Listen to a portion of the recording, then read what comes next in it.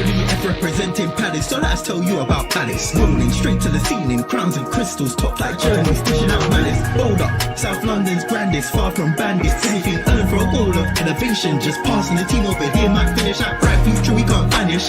It's E2's any day, that's SELHURST. Rev up the engines, no more reverse reactions, fan cans, bands on stream. Share up the team, support the dream team when Eagles fly, make noise and scheme. Dare to dream or dream to dare, taking a step to become supreme.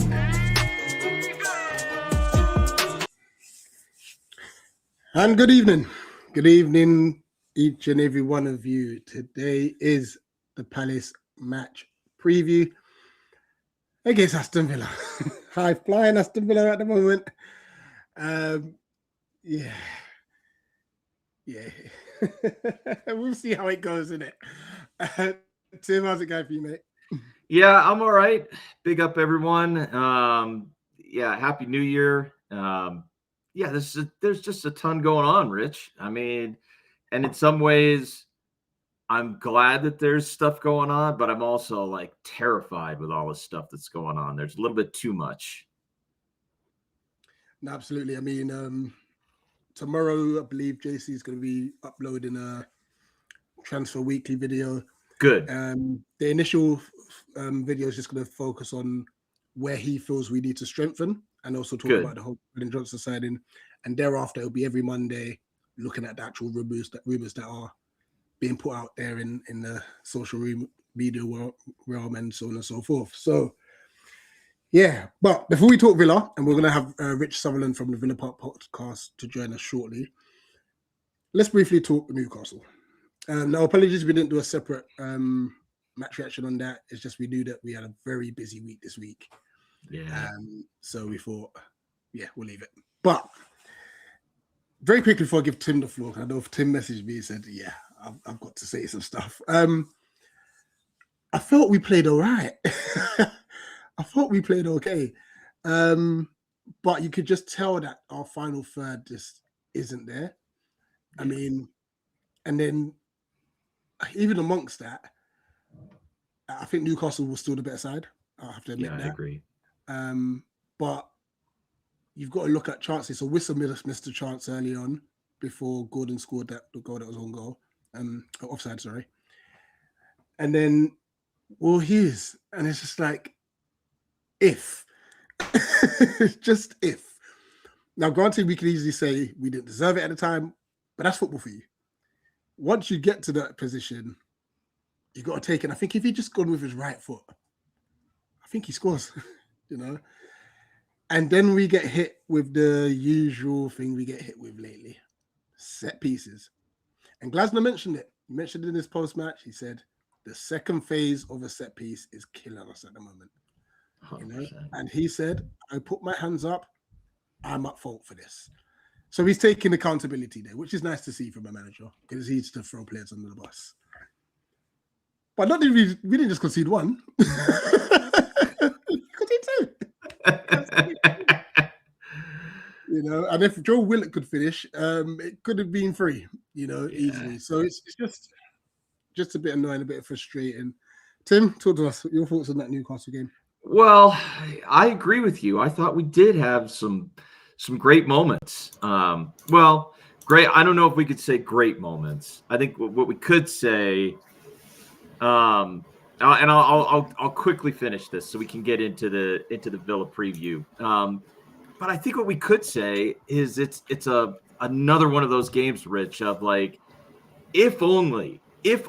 So, for example, if only Brendan Johnson doesn't slip on his way to delivering.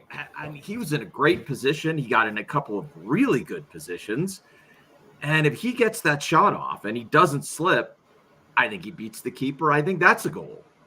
Like he's aiming for the far post. He's going right across the keeper. Exactly what we hope for. A guy that knows how to finish and is taking the right shot going across the keeper, but he slips and he just misses it. And that it's very frustrating. I won't rant on this because we got to get our guest on and we got to talk Villa. But I'll say this. I think there's some elements of our fan base that's being way too harsh on Glasner right now, and I've seen it way too much. I'm going to be honest, Rich. It's really pissing me off. It's really getting under my skin because, and I can't imagine. I mean, you must be well, we'll get to Emery in a second, but that guy is a menace. Unai Emery is a menace. He is absolutely crushing it for Villa right now, and he deserves all the credit in the world. He's been brilliant. He's been absolutely brilliant. I think the same of Glasner. We're going through a rough period right now, and he's been brilliant. And I think he's taken way too much blame right now, Rich. Yeah, is he at fault for not defending, just crap on set pieces? Of course the coaches have to take some responsibility here. But is it all his fault? Come on. And then he also, like about a week ago, said he feels a little bit bad because he didn't ask for more in the summer. So he's taking some of the heat for the summer window on himself as well. I mean, it's just too much. Like, he hasn't earned the amount of flack he's taking right now, but full credit to him at a moment in time when we have managers that are, I think charitably, we could say, are being a little bit childish. And I think we know who those clubs are and what moves have been made. In this matchup tomorrow, you have two, I would say, high-class managers who are doing the exact opposite of that. So leave Oliver Glasner alone. He's great. We're going to lose him in the summer anyway. Leave him alone. Sorry. Yeah, I mean, just on that, like I said, hopefully if the transfer window is a decent one, we might be able to get one more year out of him. I would love that. Yeah. But I know one guy who definitely want to see the back of him as soon as possible. What a segue that is. Yeah, I mean, great to be back on, boys. Great to see you. And this game, I think, haunts Villa fans certainly from the past few years. I'm actually stunned that Glasner's getting criticism from Crystal Palace supporters, from FA Cup winners, Charity Shield winners. Where you have been in the league this season, where you've been consistently fighting towards the top of the league for the last 2 or 3 seasons. I think that's crazy. And I mean, I'm sure we'll talk about the game coming up, but when you look at the injuries that he's having to deal with at the moment and what he's having to do balancing the squad with European football and with obviously before the EFL Cup you were in as well. I mean, that's crazy to have some criticism on that front.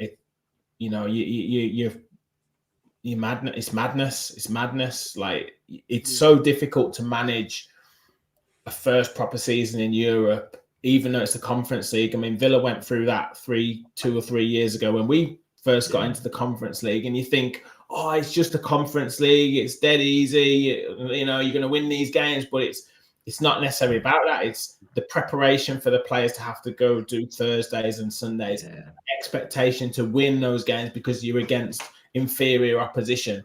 Then you've got to change your tactics to go into a Premier League game on the Sunday. And then you've obviously got the fatigue of the players as well. It's a different kettle of fish. So yeah, he's doing a phenomenal job. Yeah, to be fair, I think a lot of the complaints have been about his use of substitutes, right? And the timing of them. But it seems as if, I see it as more of a coincidence, but it seems as if a team will score against us at that moment where you think, oh, could he have changed it there? Yeah. But we don't know. Obviously, hindsight's a wonderful thing. We might have made those substitutes and still got worse. We don't know. I think on the fact of, and this is where I do agree with maybe the criticism, is like, we will never know because we don't know what fresh legs could do if we're not trying. Yeah. So that's the aspect I do agree with. It's like, oh, could we have done maybe an Uche on 60 as opposed to 75? So those little aspects and stuff. But he's the manager. He knows best. It's a tough one because that's one of the strengths that Unai Emery's had. Like, there's very rarely been times. He has had a few times where he's got his substitutions wrong, but that always used to be a criticism of Dean Smith and and what a lot of Newcastle fans, because I actually live in Newcastle, Villa fan who lives in Newcastle, but so I've got a lot of Newcastle supporting friends, and they all criticise Eddie Howe for doing that. Like, you know exact minutes he's going to make subs, whereas Emery's, you saw what he did against Chelsea. Just flipped it on 58 minutes and just brought 3 players on, won the game, changed the game. He'll do subs at half time. He'll make substitutions. He'll take a substitute off. He'll bring a substitute on in the first half and then take him off in the second half. He's done it multiple times because he's all about what he sees, what's happening, and what result he wants to get. So it can be a fair criticism, but I guess it's one of them where if you've got the cards to play, you'd play them, but at the minute, I don't see that from looking from the outside in, I don't know if Glasner's got all those cards to be able to play at the minute. I mean, Wharton's Wharton's such a quality midfielder. If you bring in someone else on in midfield, he ain't going to have the same. You'd rather have a 50% Wharton than a 100% youth player, unfortunately, and that's how it works. Right. Absolutely. Before we talk more Villa, because I know you've got to shoot about 8 o'clock-ish. And stuff. We've got a little bit more time, boys, don't we? Yeah. Big up to Earth, who says here, Palace hopeful of a green sensational Conor Gallagher due in January. We are not the only club. Tottenham Hotspur are looking as well. So we got to bear that in mind financially. And apparently there's a report saying he's on around 200k a week. We don't normally do that. Wow. That's Villa's got that kind of money. We don't. No, this is it. Therefore says that's fine, but we're hopeful of a green sensational Oliver Glasner during January. Yes, that's what we need. That's the bigger one. And big up to Glasner for telling these reports to just stop talking about Man United. Oh, yeah. Thank you. This is the season we end our street to Villa big uphill. See, look, no one's optimistic, by the way, Rich. And when you actually see how many injuries we have and what our lineup could be, you're going to be like, oh. And stuff. Dog is asking if SA goes out, attack midfield depth equals Devaney, Pino, Brennan Johnson, Sarr. How much more reinforcements do we need? A lot. A lot. We need a lot. Yeah. The fact that Romain SA is going out on loan, something tells me we've got another striker loan lined up. That's what I think. But we'll have to wait and see. Do Umalo, Teo, and Victor count as reinforcements? Nope. No. I think they both get second half loans. Big up Damo. Actually, no, Teo might even, because Sosa wants to leave as well, doesn't he? Allegedly. Well, Sosa, there's somebody sniffing around for Sosa, but I think his days are numbered in a Palace shirt, but we'll see. Doug said he would like to see Teo. Big up the chairman. Big up UK Pat, who tends to have nicknames for everyone. Whereas our resident Brexit Englishman Martin, as well as Rich are both part of the Villa Park podcast. Martin was going to join us as well too, but he's not feeling well. So too bad. Sorry. Yeah, Martin. he did mention he was coming on. I wondered if he was running a bit late. Yeah, no. So he's not well. So I said, rest up. Yeah. Set pieces are a problem. Yep, 100%. Yeah, they are. Yeah, big problem at the moment. This is a big talking point, and we'll talk about this after the Villa segment, Tim. Teta. Earth, I'm glad you've mentioned this guy, Joaquin Panicelli, because I know we've had some loose rumors. He's someone I'll take 100%. Yeah, that's good. That's good. I'm glad you know him. I don't know him well. Yeah, he's a nuisance. Good. He will score goals. Good. We're missing Chris Richards so bad, on top of Munoz, Sarr, obviously. I know Richard's happy about Sarr missing out. So Richards is back on the bench. Munoz is back in training, but I don't think he'll be ready till the end of the month. We got Rich with headphones, or Rich too.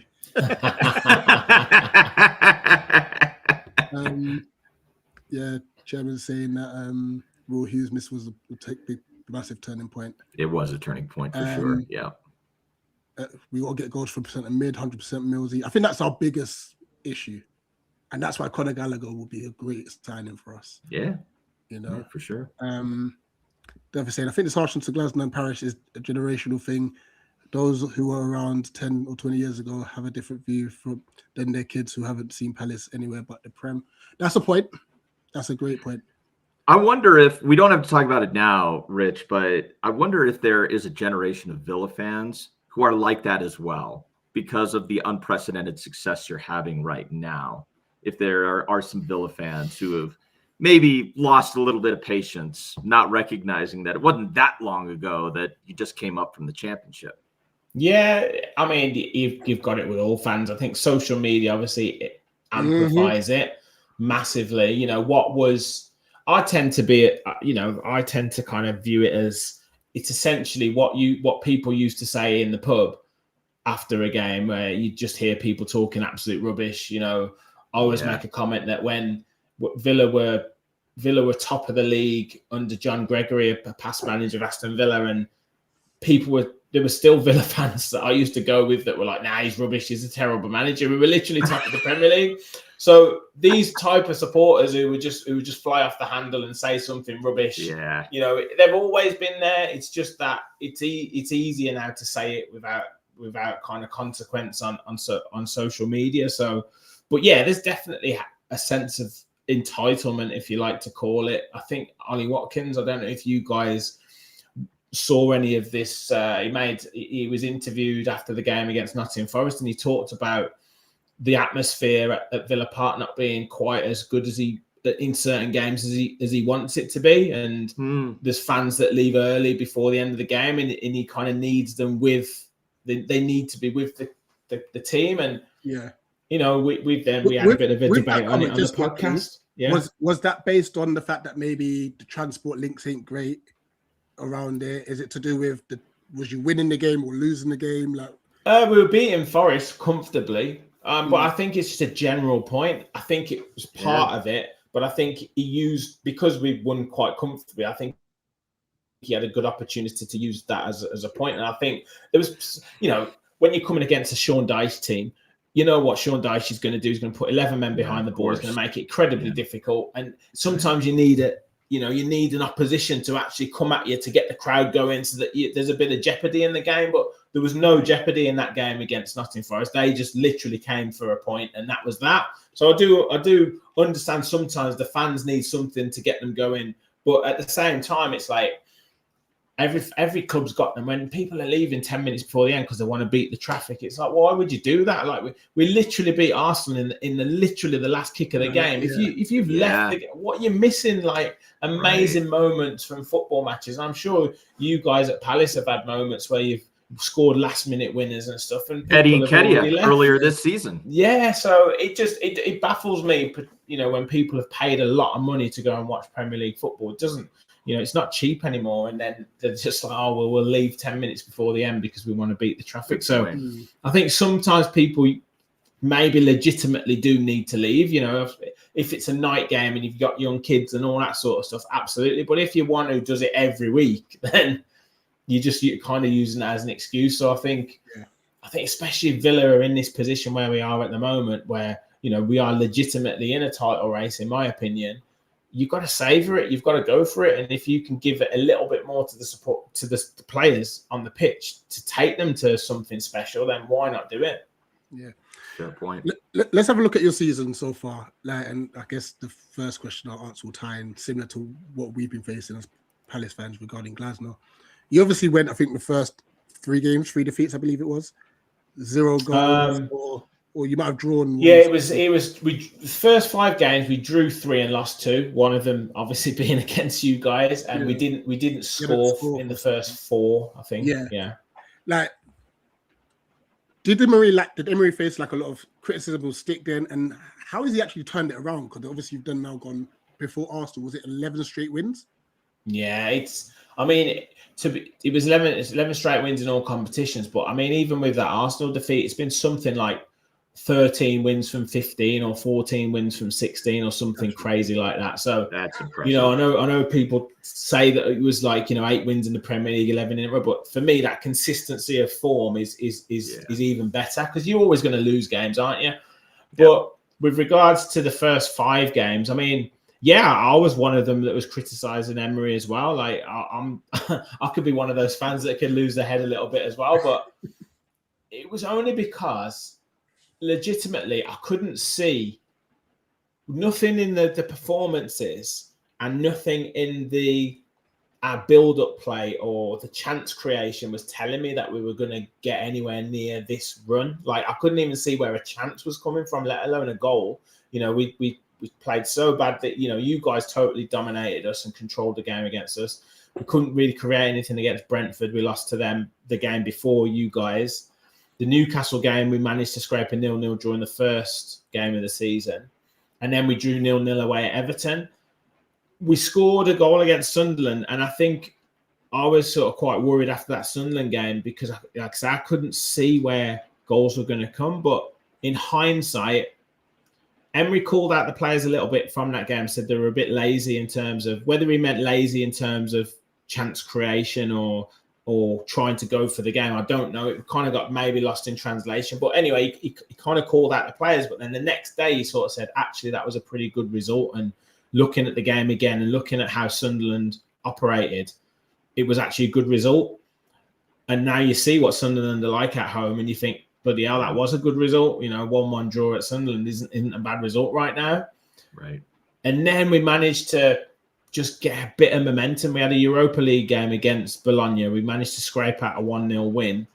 And that just sort of kick-started it a bit. And what we've tended to have this season is different players have stepped up at different times of the season with goals. And then that's then led to real momentum and has led to that quality football coming through. So when we were struggling at that point, when we were trying to get a win, John McGinn stepped up and got a couple of goals and got us over the line. Then Emi Buendia stepped up and started scoring a couple of absolute bangers. Then it was Morgan Rogers' turn to start like just absolutely dominating because he was terrible at the start of the season. And then now we've got Ollie Watkins who's turned up to the party and started to score goals. So there's been, and Daniel Marlin flitted in between there as well, who's come on and scored a lot of goals as well. So there's been different players that have contributed at different times to get wins and get moments. And the last point is, I think Emery, where you talk about the substitutions, we've had that conversation before, is he's had the ability to bring on substitutes to change games. It's so many times this season where, particularly away from home, we've been losing at halftime against Leeds, we're losing at halftime against Chelsea, and he's made changes, and we've gone on and won the game and turned the game on its head. So those are the main points. Different players have stepped up at key times, and the ability to kind of bring on game changes and having that, it's having the ability to do it is the biggest thing. Sure. This next question is going to tie into one of the questions in the chat for you anyway. Like, obviously, we've seen in recent times when you've played against us that Emery's he's changed his formation for us, and all sorts. So the dog hatch was asking, having watched us play each other a lot, what do you think Palace do so well against Villa? What do Villa do not do? Yeah. Do you know what? It's so difficult to. You guys might be able to answer better this as well, but there's certain players that,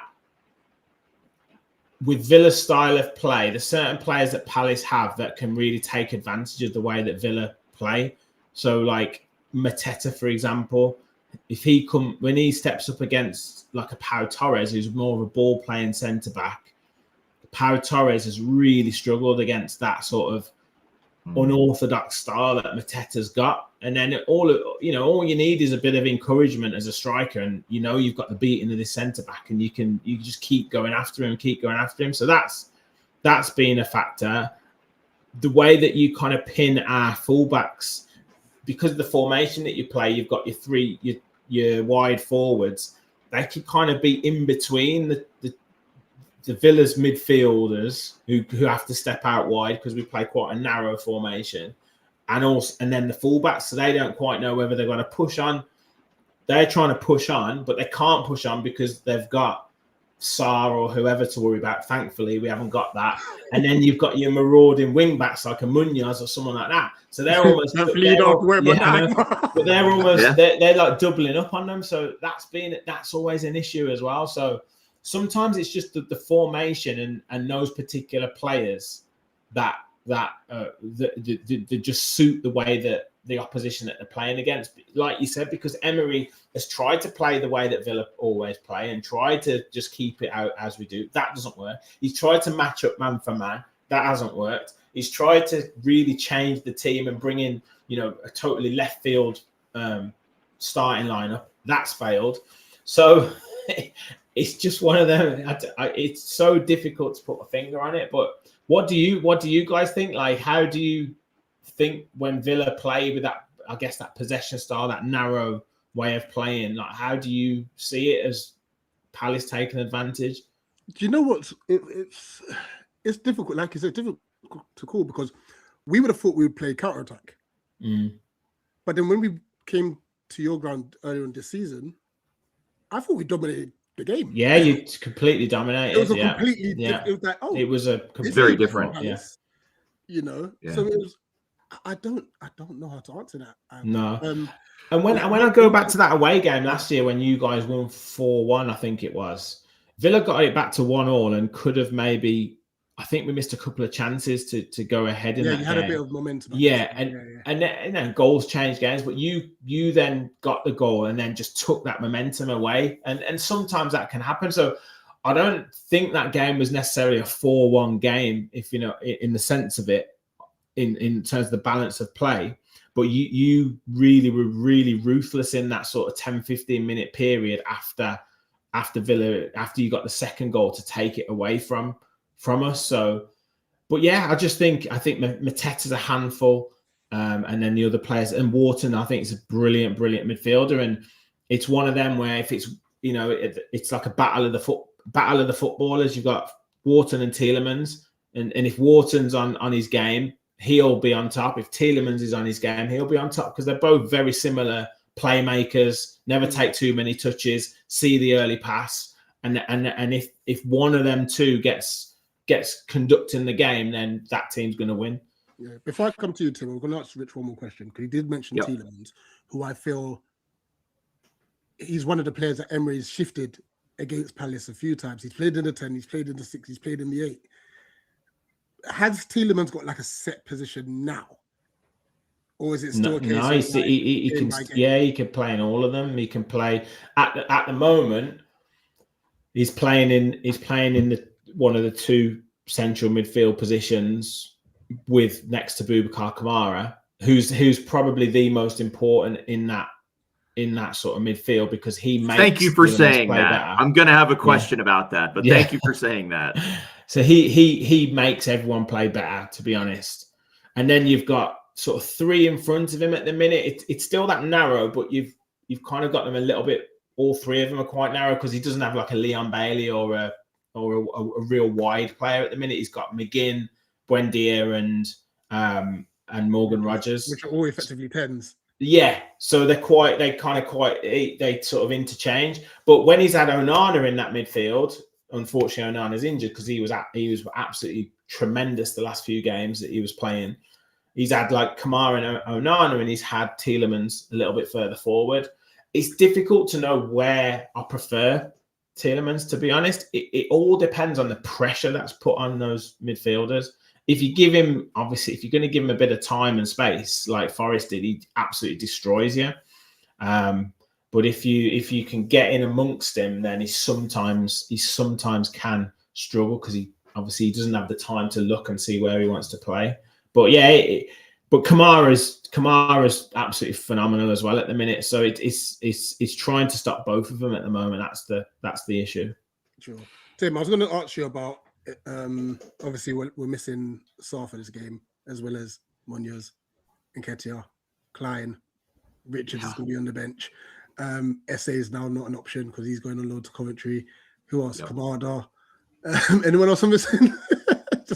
There's a lot of injuries at Palace. How big is this Brennan Johnson signing now, especially for a game like this? It's absolutely massive. No, we don't have Saar.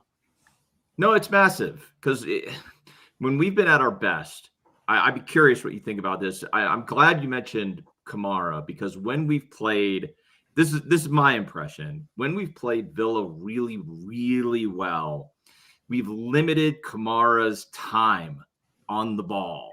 We've limited Tielemans' time on the ball. In the midfield, I wouldn't say we've ever dominated because John McGinn, again, another menace who can play forward, but he also can play back, and he can add a lot of physicality and strength in that midfield. And I hate him, but I also love him. I think he's great. Yeah, there's no other player like him in the Premier League. He's isn't. Yeah. He's unbelievable for us. Yeah. I think McGinn is one of the best in your lineup. I rate him very, very highly.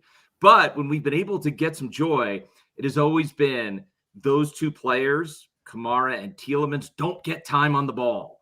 So I really want to see what happens and how we play in the midfield. Rich, I think that is important. And that is key to getting Johnson out in the area because we're not going to have Danny Munoz.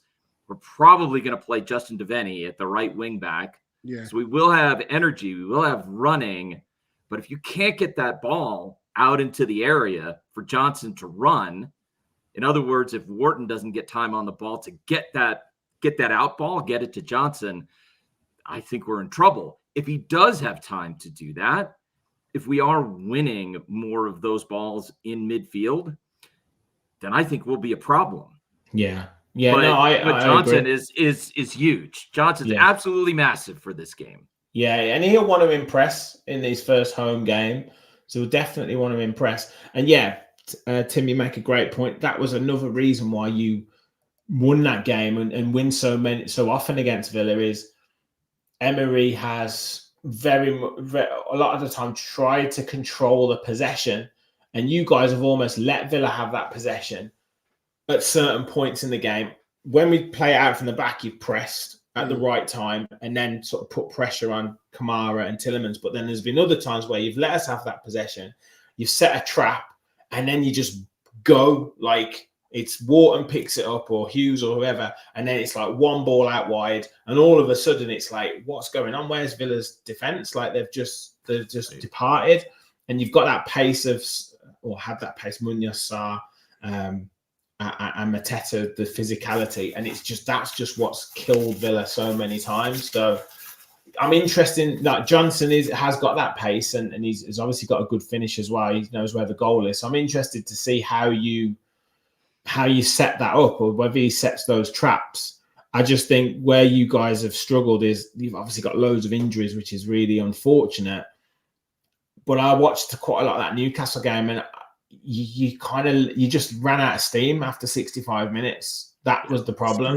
You were well in the game. You should have took the lead, and you were playing. Both teams but it wasn't the highest quality of game. Both teams were giving it away, but Newcastle didn't look confident. You'd frustrated them, but then you just ran out of steam.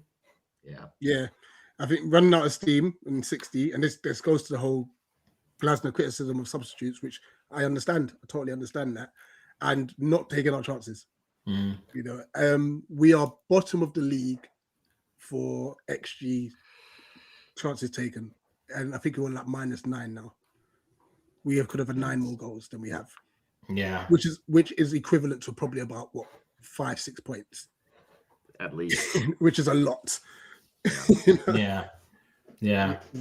Well, Villa fans always criticise Ollie Watkins for missing chances, and that he divides opinion. People say he's terrible. People say he's really good. He's Villa's record goal scorer and all that. He's closing in 100 goals actually for Villa in terms of all competitions. What's he on at the moment? Yeah. No, he's not on 99. He's on like 92 or something, so he ain't gonna get. Yeah. But if you said like a 98, he's probably getting there tomorrow night.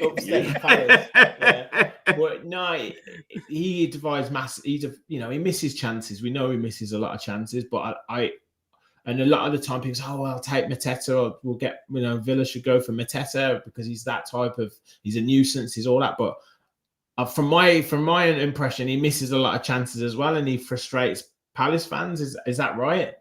Yep. Yeah, he does. I mean, and he does frustrate us, and we've missed so many chances. Our issue has not been we moved the ball through the lines really well, as you saw, Rich. We moved the ball through the lines really well, and then that final pass or getting into the area, either missing the chance that should be there. There's one moment in I think it is the Newcastle game. Remind me, Rich, if I had this wrong, but there's a moment where you could just see the synchronicity is missing. Pino gets on the ball and he delivers a ball right into it's going right for JP. It's a perfect ball, just cushioned perfectly. That might have been Fulham. I may be missing it. It might not have been Newcastle. It might have been Fulham. And JP just doesn't run onto it because he's injured. Yeah, or he just has it, or he just misses it. We've had so many moments like that. Conversely, however, I will say we need a player to come in and sort of do something magical. And the thing I've been most impressed watching Villa, Morgan Rogers is doing that. Morgan Rogers is just he is doing the fine, I'll do it myself, type of moments. Yeah, it's incredible to watch how big. I mean, I don't know if we need Richards back badly. He's coming down the left. Surely that's the area you're going to attack. Go on, sorry, Rich, go on. Now, I'm just going to say, I actually think this might help Justin Devaney. You think so? Okay. Because Say more. Rogers will have to cut inside. Yes. Which means that Devaney's going to defend him using his stronger foot. Yeah. Okay. I think we might be able to get a slight. I'm not saying it definitely will work because Rogers is insane. Yeah, he is. Yeah, he is. That might help. Where if Rogers takes Devaney on the outside, that would be bad. He's going to have the beating of him. Yeah. So it'll be interesting. It's better the devil you know. I think, send him out wide. Send him out wide. And not only that, add the fact that it's not going to be Lerma. He's obviously out as well with the concussion protocol. It'll be JD Campbell. So, yes, you got maybe. Villa were interested in that Campbell as well in pre-season. But it's such a. I mean, Morgan Rogers he's a match winner. He's a match winner. He comes, he frustrates and excites in equal measure. Like he is. There's sometimes when you think, like he'll make the lazy pass and he'll just give it away by doing some silly little flick, or he'll try and like back heel or take someone on when you just like you could have just passed it to 2 yards to the right or left. I think why didn't you just make that right decision? Well, then the next 2 minutes later, he's getting the ball and he's smashing it in from 25 yards after beating three men. Like it's you just can't legislate for a player like Morgan Rogers. He's just absolutely. You've got to keep him on the pitch. You've got to keep giving him the ball because he will do something that is unbelievable. And and he's also got an assist in him as well. He can play those passes through to like a Watkins or whoever else. So he's just got that ability in him. And the goals he scored against Man United, the goals he scored against West Ham, he's just a pure match winner. And to be honest, like I say, that's what's really helped us this season, where some of these players have stepped up. And what's impressed me the most this season is Villa's mentality. Like we've gone into some of these games, you guys in the semi-final in the FA Cup, it was like we just didn't turn up with the right mentality in these games where it's like Villa should impose themselves on a game and should go and win with all due respect. It's like we just don't turn up. There's some block with the players, but this season it seems to be a bit that's hurt them. I think like some of those experiences, whether it's Palace, whether it was PSG going out, we did a good job, but we ultimately went out. That sort of done something. And the Man United game at the end of the season, that was just terrible. That was so bad, so bad. So It seems different this season. We've come from behind in so many games this season. You know, Brighton we were 2-0 down. We won the game. Leeds were 1-0 down. Chelsea we were 1-0 down. We've come back to win so many times. So it just seems like there's something a little bit different with the players this season. That being said, from a supporter perspective, Crystal Palace is not the ground that we want to be going to on a Wednesday night. Absolutely not. Absolutely. Last question. I know you'll shoot off before you get. Yeah, no worries. And I think this is actually an interesting one. What have you made of Sancho? What's happened to Elliot? Good question. The Elliot piece is just as simple as I just don't. Well, Emery admitted it the other day. Like he just didn't fancy him. He didn't want him. I don't think he. I think so you didn't want him prior. No, I don't. I think it was a Monchi. Monchi was the previous sporting director, and I think for whatever reason, he got the deal over the line. Whether it was the sort of the negotiation or what was in the deal, i.e., it's a loan with an option to buy, but you have to buy him as soon as he's played 10 games, and then that fee's 35 million. Yeah. Whether it was those clauses in the deal that Emery didn't like, or whether it was as soon as he seen him in training or see him in a game, he thought, "Nah, I don't fancy this. I'm not going to play him in these 10 games because I don't want to part with 35 million." I don't know. It's probably a little bit of both, but Emery said, it was decided 2 or 3 months ago that I wasn't gonna be playing him in. I wasn't gonna meet the clause of the contract to play him in those games.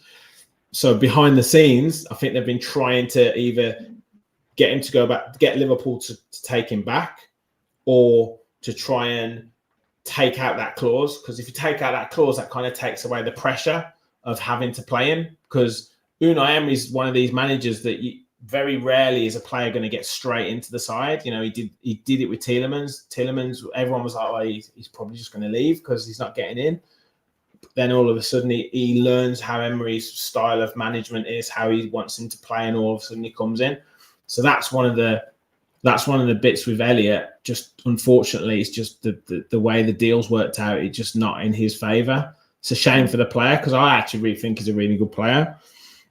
Sancho hit there. He hasn't done what I would have expected him to do. Like he's come on and he's done okay, but when you're paying someone 180 grand a week, 160 grand a week, you need them to be better than okay. Do you know what I mean? Yeah, so I think that's the biggest issue. It's not that he's done anything wrong. His attitude's been good. Yeah. His attitude's been good. He's come on in games and done okay. He did really well against Chelsea. That was probably his best performance, his best impact. And so if he can sort of keep on that front and actually make a big impact, that's something that you can cling on to. I've said before, there's been players that have stepped up at different parts of the season. So hopefully Sancho can have a part to play later on in the season where he gets 3 or 4 goals. But yeah, he's kind of underwhelming at the minute, I would say, particularly for the wages that we're putting in. No, absolutely. All right, before we let you go, and Tim, we and you will still want to talk a bit more Palace. What's your score prediction? And please be kind because we're no, mate. I'm absolutely not taking this game lightly. Even as I say, with your injuries, you still got some quality players. Like as I say, Wharton for me is one of the best players in the Premier League, and Gay's brilliant defender. Henderson always seems to have a great game against Villa as well. So you still got some good players. And Mateta is a massive handful for Villa. So I wouldn't be saying Villa are going to rock up and win this game easily. But I am quietly confident we can put an end to this Palace curse. And I'm going to say a 1-0 Villa win with an Ollie Watkins goal. Fair it is. Actually, I did say I was going to ask you another question. I've got one more because you did mention Mark Guehi. Honest opinion, Guehi or Konsa? They don't play in the same. They're a partnership. They're Right, England's centre back partnership. So they're the two best centre backs in England now. So yeah, I think they should just play together. Yeah, I don't. What the only thing that slightly irks me is that Gahey always gets mentioned as like England's centre back, and then Conte's always like the afterthought. It's like, oh, Conte's doing quite well now, like with all the pundits. And I'm like, Conte's been brilliant for the past like 3 seasons. Like, yeah, I don't, like I guess it's because there's been like the contract talk. There's been the Liverpool links, Bayern Munich links, and Conte hasn't. He's just settled at Aston Villa. So, as soon as you get linked with a big 6 club, that all of a sudden you're kind of in the spotlight. And he has, to be fair to Mark Gay, he's actually stepped up to the plate and continued to play well. Some players don't react well to that scrutiny or that sort of transfer speculation. So he's done really well to keep that going. But no, I can't say who's better, because I think they should be England centre-back partnership for now. That's it for me. I actually agree with you on that one, by the way. All right, Rich, an absolute pleasure. No problem, boys. Make sure you go and subscribe to the Villa Park podcast. The link is in the title and in the description. So all you've got to do, even now, click the link. It's in blue. It should say at Villa Park Pod. In blue on the title. Click that, press subscribe, and come back to us. We're going to talk a little bit Palace. Because there's a lot going on. There's a lot going on. Rich, pleasure as always, and all the best. Thanks a lot, Rich. Thanks, lads. All the best. Take it easy. Bye-bye. Take care. Bye.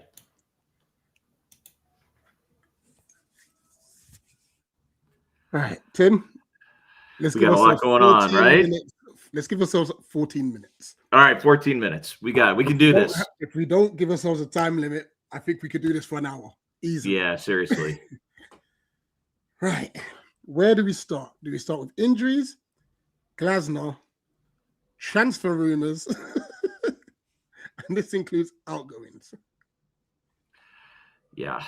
Oh yeah, and before that, Doug has been wanting to. Yeah, I know. I mean, it's a great question. No, I had to. They made me go to a Windows machine for work. That's the real answer, dog. But yeah, I mean, I've been frustrated by the form for sure, but also more frustrated by some of the reactions to the form, because I kind of get the form. Maybe we start with. How about we start with Glasner and just some of the stuff around the contract talks. I'm really glad he completely dismissed the Man United rumor, because I thought that was trash too. And I didn't even want to bring it up. I'm glad we didn't bring it up with Rich, that there are a bunch of, Muppets on TalkSport talking about how Emery should go and like take the Man United job. Which I think is only, the historical fans who say like, yeah, but it's Man United. Like, come on. Yeah. Unai Emery is just crushing it with Villa. He is. You would have to pay, you'd have to ship an armored truck full of money to him in order to take that job. The one thing I will say on that though, and it's our fault for this, us winning the FA Cup has put pressure on all those other teams that haven't won anything with their current manager yet.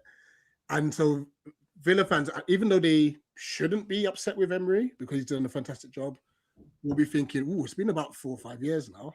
Yeah, we need to win something, And that starts. How come we're not there? Totally. Yeah, it does start. Yeah, I get it. So I'm glad for that.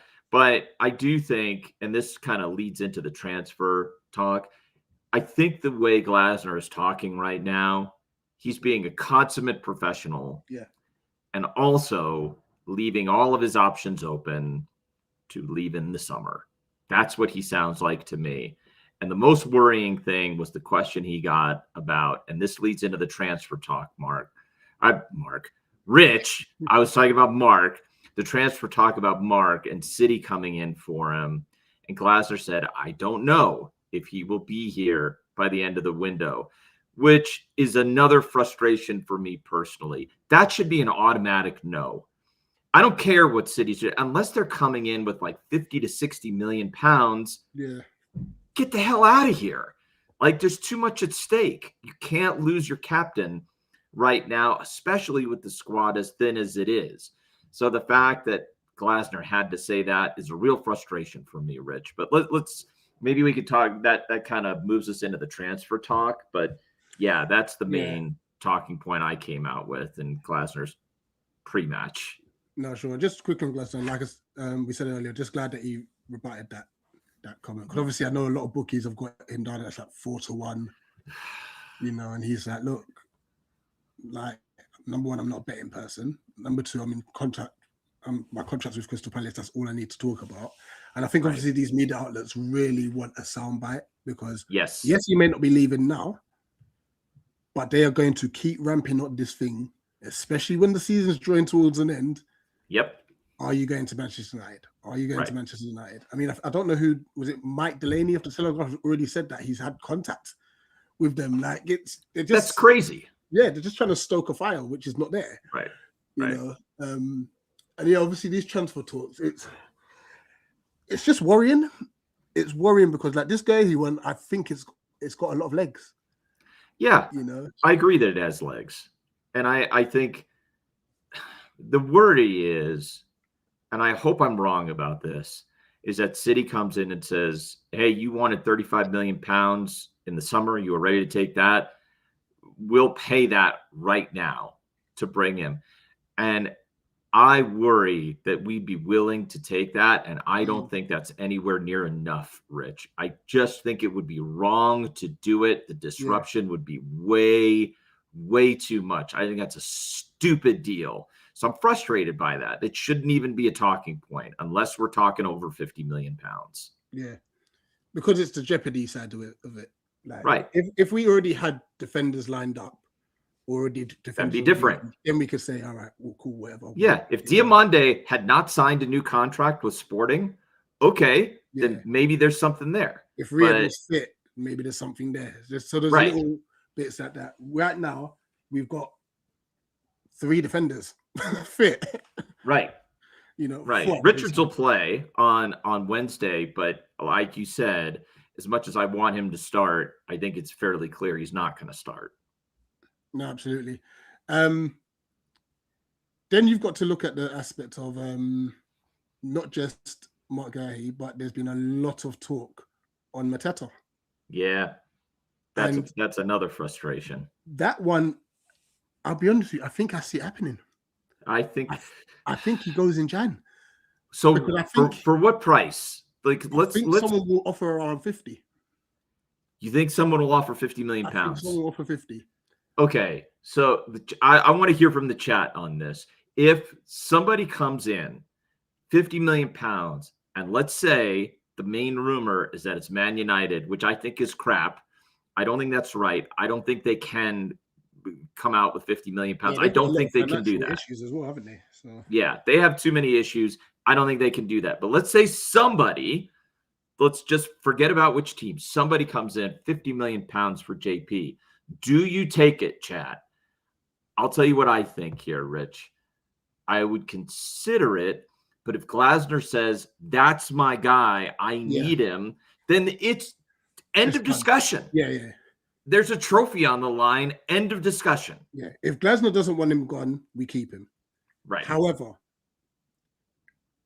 if it means we get this talk to me about Panicelli. Not even, I'm saying if we can get 2. Okay, go on. Panicelli and the young striker, is it Sharif? From Sharif Andrews. I know who you're talking about. I've got the name on my phone.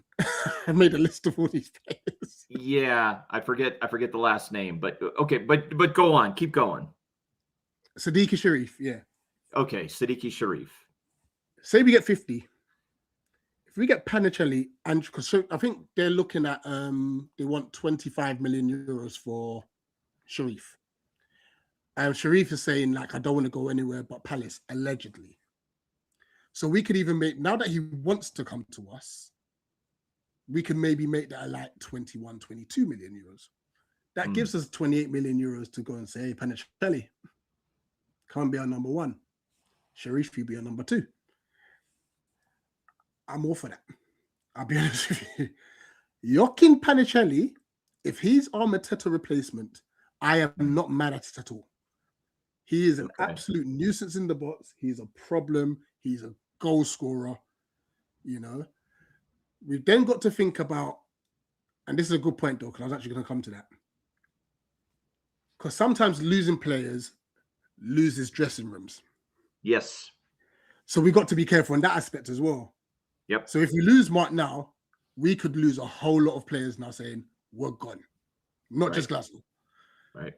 And that could be the same about JP. Yeah.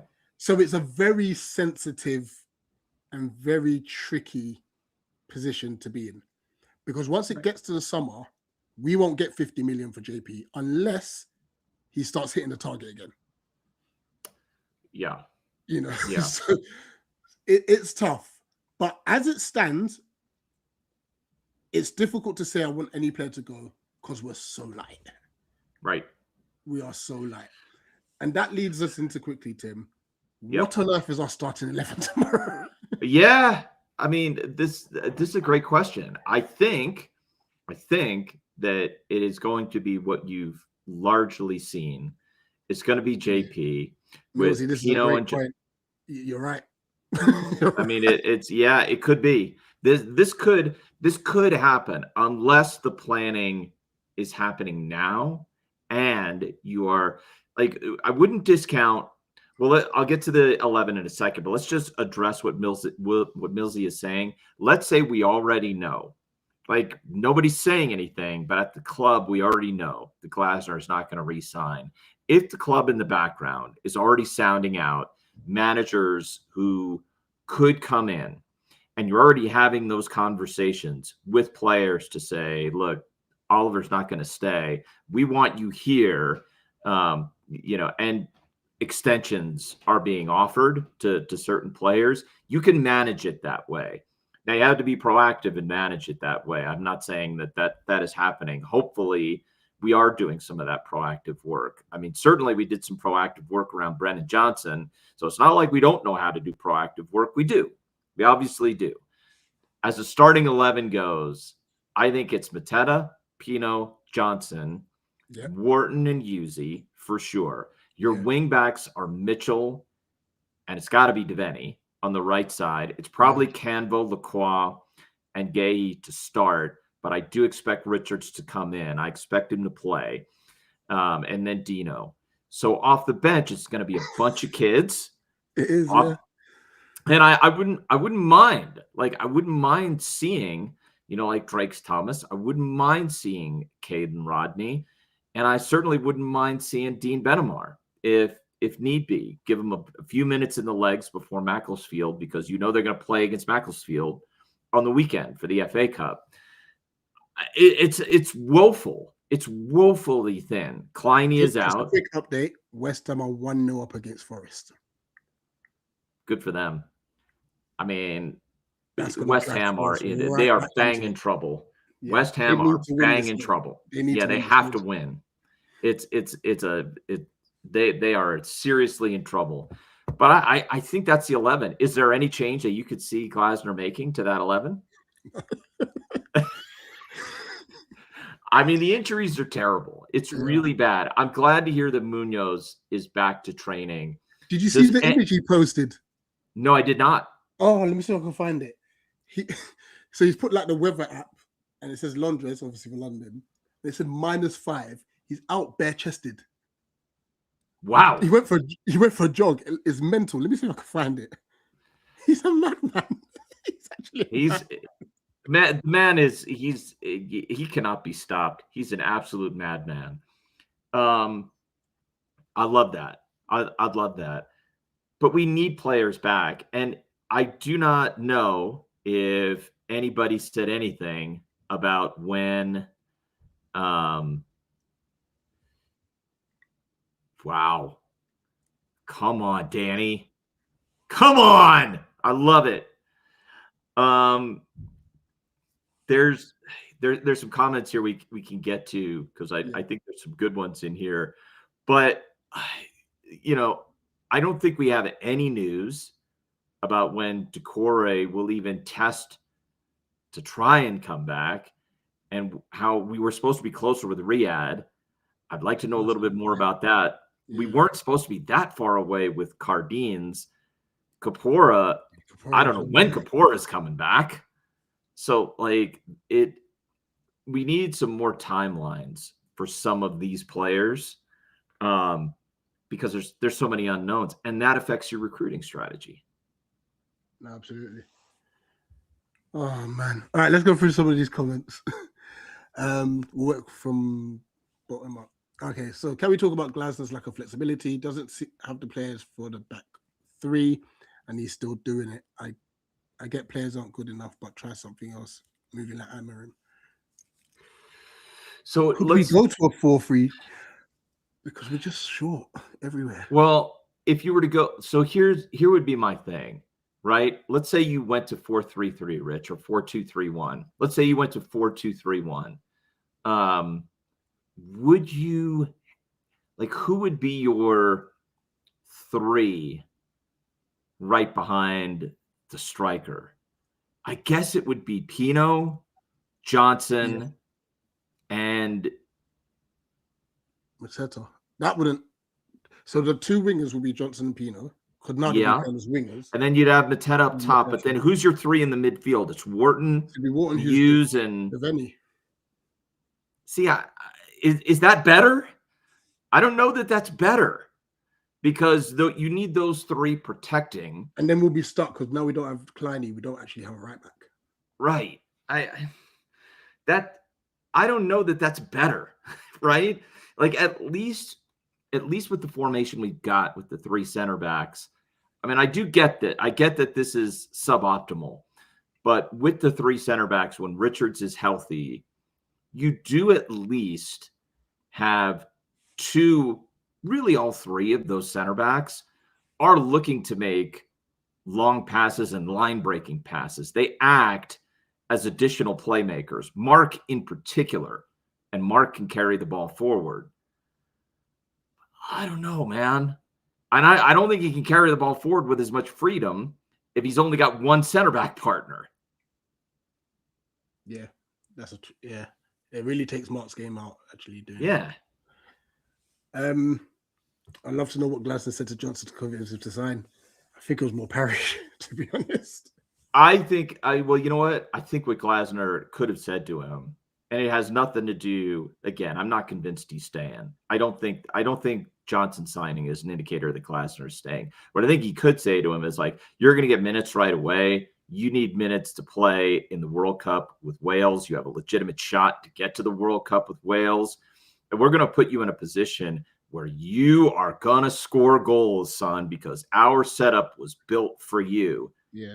If you're a player and goals gets you, your trip to the World Cup, maybe, and it gets you maybe a better move in a couple of years, if that's how you're thinking, and you need goals to get that, because you ain't going to get it sitting on the Tottenham Hotspur bench. I think that's not a bad pitch. Sure. The dog's saying here, we need to talk on Pino. The dude is getting away with murder. Some of you don't want to give Sosa time, but give Pino time. I'm going to start on this one because I know I definitely. All right, go on.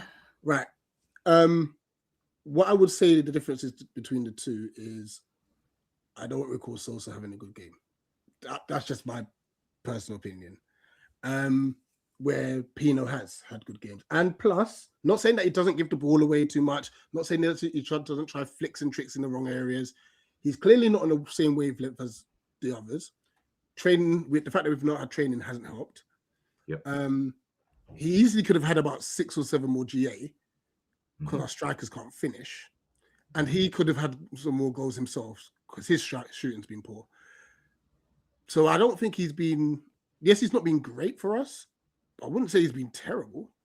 That's just my personal opinion. A lot of people think otherwise, and I can understand why. I understand why the manager is very patient with him, because he does the most important thing in the position that he's in. I We need more Colombia. We do need more Colombians for sure, man. Have you seen the Colombia national team? They are incredible. They're really good. Having said that, John Arias had a really good goal for Wolves on the weekend, but by and large, he has been unimpressive for them. So if he gets into form, he's been good for Colombia when he's played. But yeah, they are a very good team. I would take what's his name? Richard Rios for Colombia. I would take him all day long. I love Richard Rios. But having said that, Pino, I think he is not going to get dropped because he does the thing that Glasner wants, which is he defends from the front. And I can promise you that even though the game was already gone, I can promise you that he made Glasner love him even more when he absolutely jetted back to make that defensive intervention at the end of the game. He's the last man back, and he makes a great intervention at the end of that Newcastle game. I know the game was already gone at that point, but that's the sort of thing that is going to make this manager love you. As long as he's doing that, he's not coming out of the side. Absolutely. Just on this angry man, the reason why we said we don't have a right back is because Klein's injured as well. That's the reason why. He's got a hip injury, and that could be nasty. Like that could be a couple of weeks.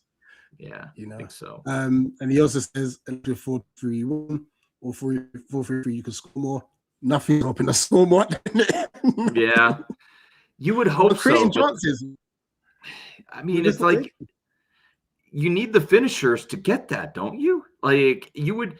I mean, to that point, right? With a 4-3-3 or 4-2-3-1, you're putting more players in the box.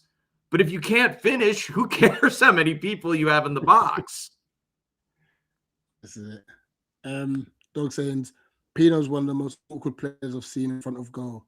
He's not a natural shooter. Yeah, this is the one area that does frustrate me with him. Yeah, for sure. It's like when he has time, he wants to dash at it. When he doesn't have time, he wants to place it. Yeah, decision making. Yeah. He's getting used to the speed of the Premier League. There was a player who had that same problem last year, and he turned out to be one of our best players coming into this season, Daichi Kamada. He's getting used to the timing and the decisions that are required in the Premier League. Yeah. We were just saying, Pino needs to understand you can't just follow with a free kick unless you play for a top 4 club. Absolutely. Plus, it's not legal as well. He does try to buy free kicks. It doesn't work. Eddie Nketiah is another one that does it. Yeah. He tries to buy too many free kicks, which don't work. Be like Jordan Ayew. Win that free kick. Yes. You know, for sure. Sosa needs a run of games. You know what? That's fair. I can give you that. Like any player would need a run of games. I do agree with that. And stuff. It's just obviously what I've seen of him. Just you know. Fair point here. We have nothing else to be fair either. Yet we've got no other options. That's true. That's true. What if his name was Bob John and he was an English dude? His Spanish reputation and technical ability is saving him.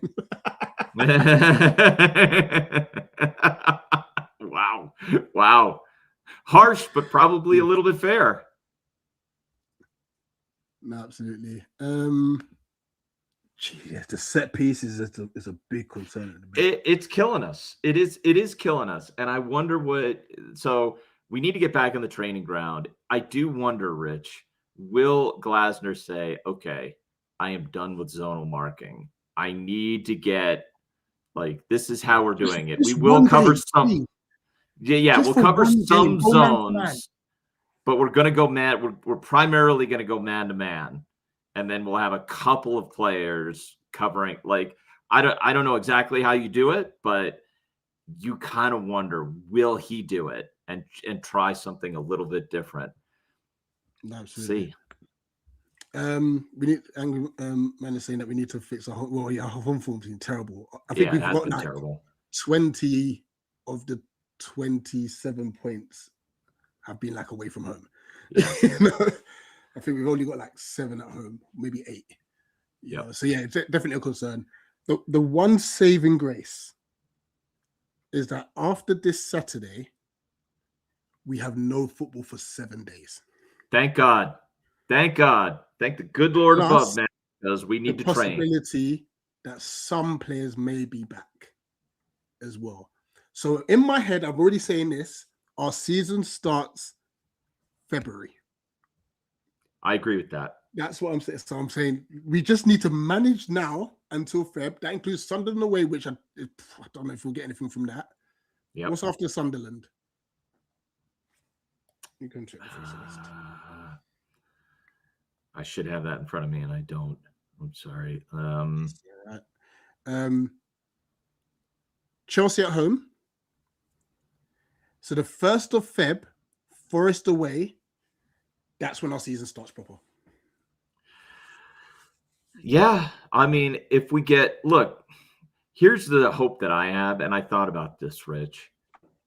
If we get our right side attack back, this is why what you're saying about it starts in February. You get Sarr back. You hopefully get Munoz back.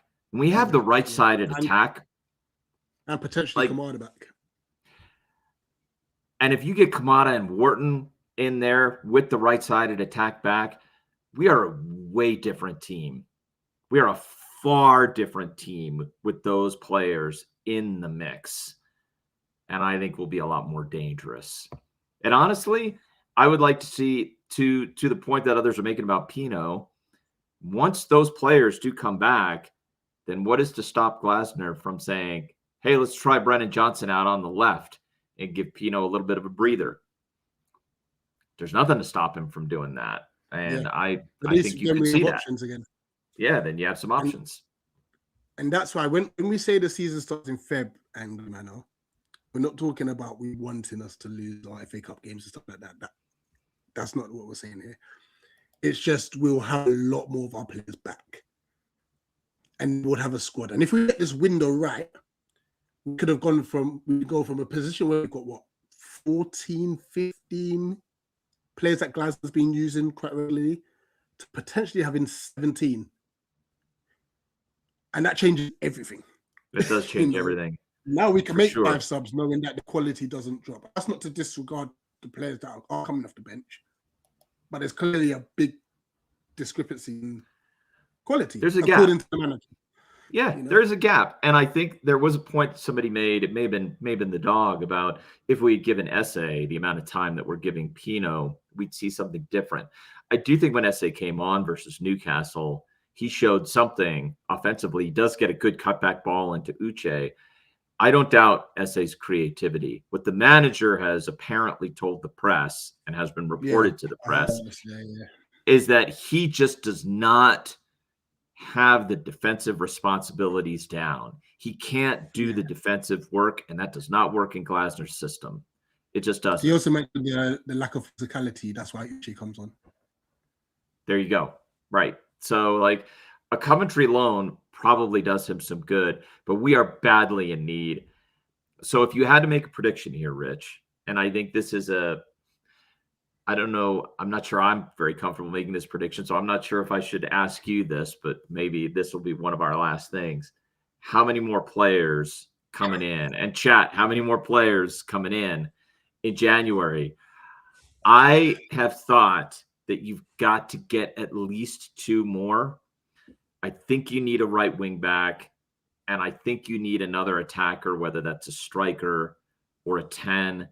I can't see us going in for a central midfielder, although that would probably be helpful. But I think you got to have at least 2 minimum. Yeah.